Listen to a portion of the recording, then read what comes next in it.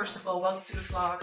You can watch this vlog on MBB Rights, but you can also watch it on Funky iStore. I put it on both channels, so you have the possibility to look either one up. Today I wanted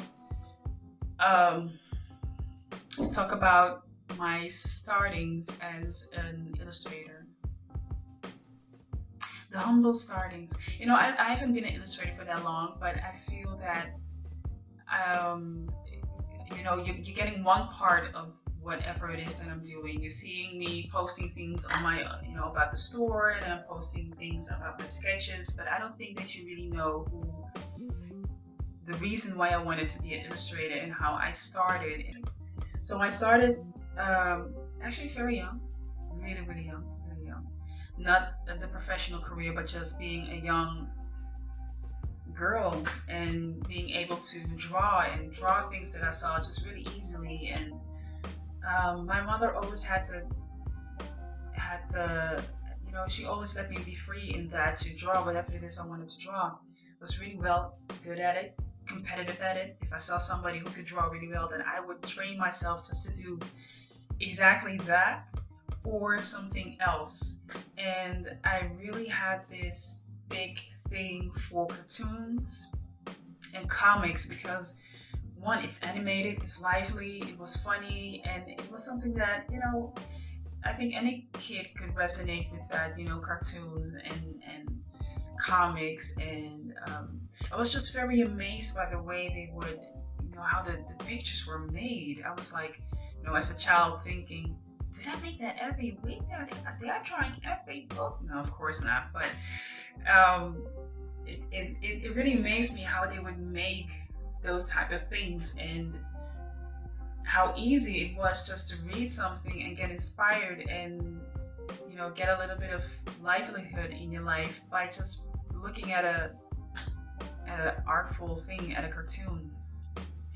Later on, I really got I never was a graffiti artist, but I really felt related to graffiti artists, to go beyond what you see on your paper and really using, you know, the outside world actually as your canvas.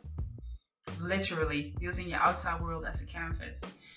And I never saw graffiti as something that was ugly or something that was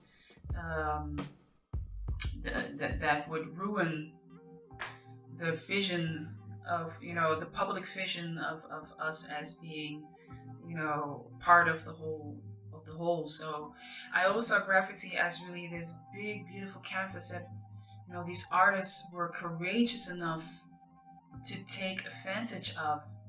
And I never had the courage. I know my mother wouldn't allow me to do it, but I was amazed by the fact that graffiti artists would take that courage and go even beyond what they had in their head and on the paper, and go do things that were against the law, and just go out there and make something out of it. Till this day, I'm still amazed by it. Until this day, I still enjoy, you know, those art pieces. I see them really as art pieces. When I see a piece of, well, not everything is art piece. You know, sometimes I see things, I'm like, okay, was that necessary? But in most cases, I'm really in awe of the colors that they use, the things that they have in their heads, and just put up there masterpieces, just in awe. But what did I do, like, as a child? Well, like I said, I drew a lot of cartoons. I drew a lot of faces, but also what I love, profiles. But what I also love to do was draw people. You know, just look at someone, look where their nose were, and look at their eyes, and look at their mouth, the way they were standing, what they were portraying. I love to do that, sketching. I just love doing that. If I could do that the rest of my life, I would do that for the rest of my life. I was thinking that as a child, like, I can do this like every day. I can do this like the rest of my day. I would even make stickers. Like, you have this self-adhesive foil, and you can pull it out. You can pull it from each other, and then you use the plastic transparent foil to, for instance, use that for your books, you know, to make them a little bit more sturdy. I would use that foil, cut it up, take a piece of paper where I uh, put the image on, and put it underneath the foil. And then I would cut the foil in a form, and I would go to school and I said, "Hey, I got some stickers." And they'd be like, "What? Let me see, let me see, let me see." And I was silly enough not to ask money for that, but I was like, "Okay, well, I have this sticker. Which one do you like? Which one do you like? Oh, I like that one, that one." So I already was in my head trading my illustrations for recognition. I had my shine as an artist back then. So I was already in it. I was already thinking really far. I was making drawings for other people. I could do that as a child. And then I think somewhere down the line, um, it just stopped. I think it happened at a moment where um, I felt that, I heard, I'm not sure who said it, um, when I was asked, well, what do you want to be? And I said, well, I want to be an artist. I think I was in my teenage years. And we had this one subject at school um, that had everything to do with art. And I was doing well in it. And I was like, for me, it was just going from one platform to another platform to another platform. I felt really confident about it. And all of a sudden, when I got the question of, what do you want to be when you grow up? And I said, man, I want to be an artist. I just want to draw the rest of my life. And somebody said, well, you can be an artist. Artists don't make money with making illustrations. And all of a sudden, it just went down. And I was like, I cannot disappoint my mother coming home and saying that I want to be an artist if I don't make money with it. So that was the biggest, I think, the saddest day of my life, because I started to not draw anymore. And that is, I think it was the start of me thinking to be realistic and to accept what is with these two eyes, instead of believing enough in myself to know that, oh, that's not true. I believe that I can be an artist, and believing here and just executing what I know I can do and believe and am able to do. So that was a hard moment for me at that point as a teenager, to hear that no, it's not possible. But somewhere down the line, as I grew up and became this adult, and I became a mother and I was an adult, and somewhere it just creeped up. It just came back into me of, what if I just start doing art for myself? What if I just start writing, start coloring, start making things? And it took a while for me to get back in it, of course, because I buried it. I didn't want it to have anything to do with it, so I buried it way down. And it doesn't matter if you bury it way down, if you throw it into the water, it will find itself to the surface again. So it resurfaced real slowly. And the moment it really, really came back to the surface was, I think, a couple of years ago, when I was going through going through the motions of life. Things are not going the way you want to go, and things just didn't really look well. I didn't really have this really grand perspective of myself being where I was, and also doing the things that I was doing and having the jobs that I was having. It was something that I knew what I supposed to do, but it wasn't something that I wanted to do, that I desired to do. I think that's the best way to say it. And that's a hard period to be in, because what it does, it brings you in a headspace of where things are not possible.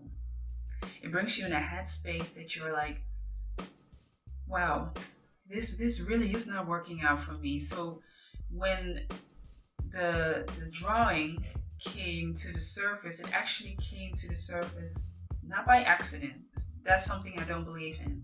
It really came to the surface as an answer to the way I was feeling.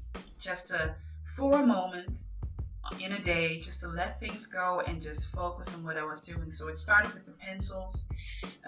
Just really simple. Started with the pencils, then the colored pencils came in, then I went to the art supply store and I started to really dig into the types of paper. Then I started with the markers because I love graffiti and I still do. But I'm not going out there on a wall and spray that whole wall. I still don't have the courage to do that. I still, I can't do that. But I can take a piece of paper and try hard to make my own type of art. I can do that. So I started to do that. So I started with a couple of markers, and before I knew it, I just grew out the markers and started to experiment with them. How you use it, how do you blend the colors, what is a blender, well, how do I do this and how I do that. So it started to grow. The love for it just started to grow again, and I didn't. Of course, in the beginning, you're gonna judge yourself for it, for like, oh, this is not good, or man, I thought I was good, but it's not as good as I thought it would be. So in the beginning, it was a very experimental moment. Of course, it was a couple of years, but I call it a moment because I needed that moment just to get into it, to get back into the flavor of it. I had to fall back into it and then slightly pick up myself for it. And it took a while before I posted the things on Instagram because I really, Instagram was my platform to post all the images on there. So for me, it was really like, I don't know, and not to say that my platform now is really, really large, but it is it is easier for me to share it now on Instagram, whether people like it or not. It's a lot easier because I think as any artist has it, you want to share your work. You want to share your work. You feel that you have a contribution to whatever it is that you want to show. Whether you're a painter, whether you are someone who sells clothing, you're a designer, you're an illustrator, you're a graffiti artist. You have something to show. You want something to give to the people where they can, even if it makes them smile, even if it makes them think, or makes them wonder. You want to stir up something. So I think in the beginning, what it did, it stirred up a lot in me, and later on, I think to the point right now, I really am like, I want to share something special, something great. And sometimes it's not even that, maybe I think it's not even as special. People might not think it is special, but I still share it because everything can have an impact. I might not know what the impact is right now, but eventually it will have an impact. So is the life of an illustrator easy? No, it's not. Because you do have to work hard for it. It's not something that a lot of people are like, well, draw me something, and you draw just on the spot. It's not like that. It's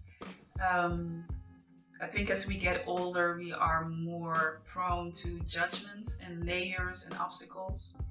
So sometimes it's not as easy as it used to be when I was a child, just to draw up something. Now I get to that point because I'm now more concerned of what I just want to channel out through what I have instead of thinking what it should be. But still, it's not as easy because you're constantly, I'm the biggest critic. I'm the person that will have to say, well, is it good enough or not? And then to put it in somebody else's hands to say, well, is it good enough or not? That is also another aspect of being that. And as I'm going into that route of, wanting to have clients and wanting to have people to hire me to do, good projects, advertising projects, editorial projects, That's going to be a route that's also will be available, that you're always on the, you're always on the on that scale. You have to scale it out. Is it something that you like to do? Is it something that somebody else likes? And then you have to scale it out and see if that works for you. So I don't think it's not easy, but it's quite simple. Because the only thing that you have to do is just to believe in what you can do. That is something I know. There's something that cannot be taken away from me anymore. You just have to believe in what you can do, in what you have, and that what you have can grow. So I hope that I was able to tell something about the startings as an illustrator and how I came to this point. If you have any questions about it, and you have a comment about it, or you just wanted to share your story on this, I hope that you will find something out of it and you can use for yourself. You know best what it can do to you and what it means to you, as I did for me in this whole thing. So hit me up on social media. You can go to one of my Instagram accounts or one of the Facebook pages. You can send me an email or just list a comment down here below, and I will happy to see that. I see you for the next time on the next vlog, and for now, have a really nice, blessed day. Enjoy it. See you next time.